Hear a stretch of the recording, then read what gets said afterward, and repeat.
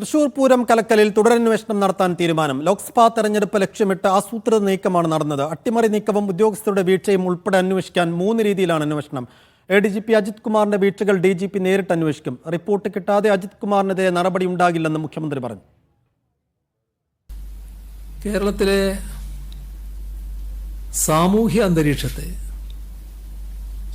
അട്ടിമറിക്കാനുള്ള ശ്രമങ്ങൾ അവിടെ നടന്നിട്ടുണ്ട് എന്നുള്ളതാണ്. ഏതെല്ലാം തരത്തിലുള്ള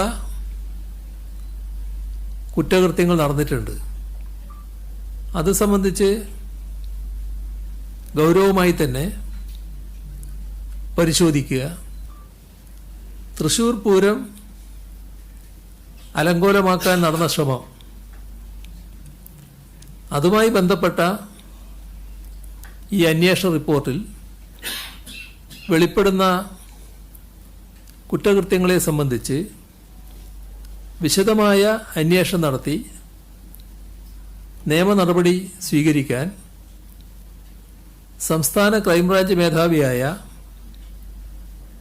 ADGP H. വെങ്കടേഷ് IPSന്റെ നേതൃത്വത്തിൽ